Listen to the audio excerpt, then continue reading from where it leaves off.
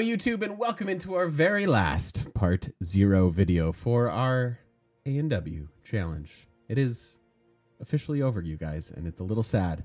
And also, hey, Merry Christmas, you filthy animals. Hopefully you enjoy my my ugly Zelda Christmas sweater that's blending in with my green screen. It's actually awesome. But let's talk. We're here to hear and talk about Wilhelmina. Our very last game in the series. Don't worry. There's more content coming after we're done with this Wilhelmina video. We'll be uploading our Salty Runback series. So we lost with 4 leaders throughout this campaign. Spoilers.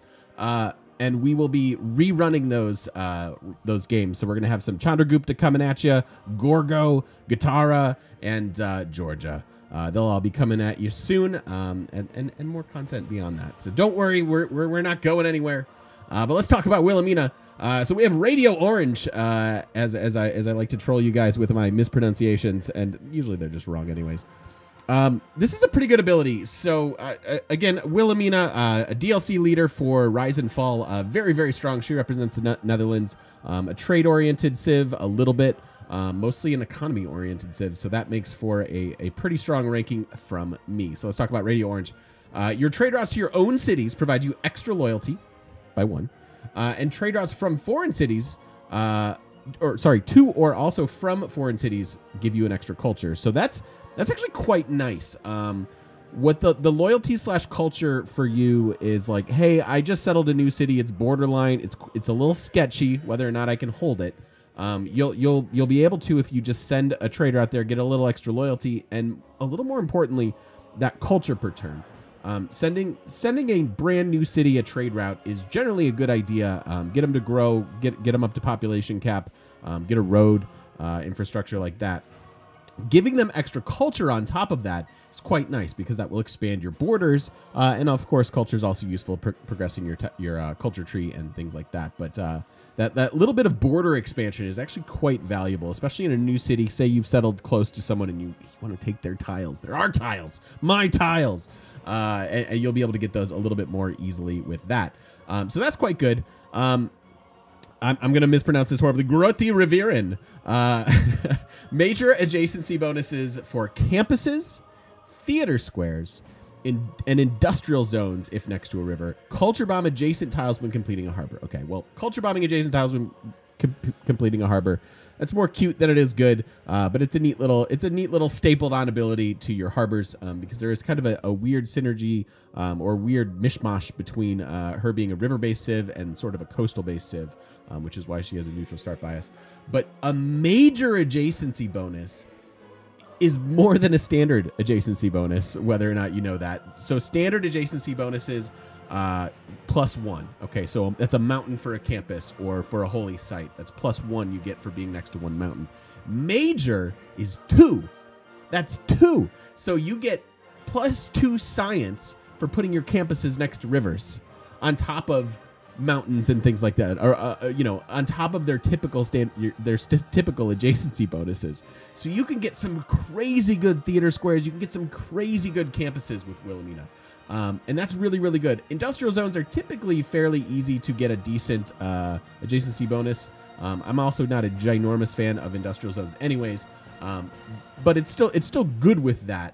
But you can get some absolutely disgusting economy by just planning your cities well, utilizing the rivers that are around you, science and culture.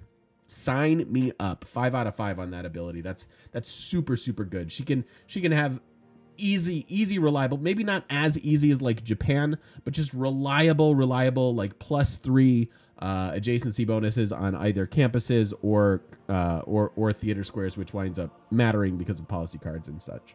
So that's a really good ability. The Polder is a very fun tile improvement. It's a little restrictive on where you can put it. It has to go in coastal water, which is cool because it's a tile improvement that goes on water. Water, generally bad tile yields and not super useful.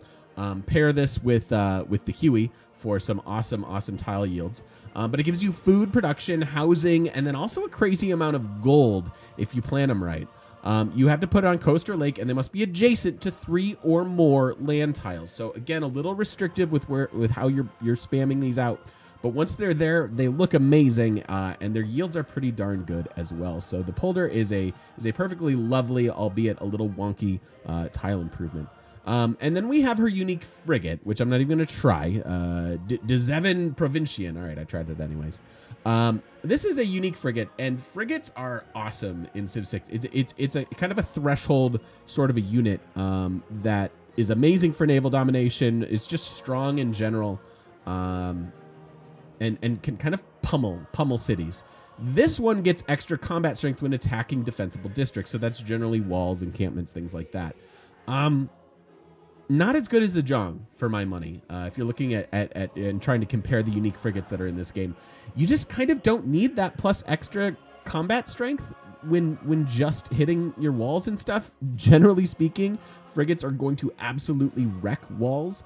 Now, situations where this might be useful is if you're using frigates and you're behind, or you're going up against really fortified walls. It could be useful then, and you could notice the difference. Otherwise, you're probably not really noticing how good this unit is, because it's taking down walls quickly, which frigates do quite naturally anyways. But that being said, it's a perfectly fine unique unit.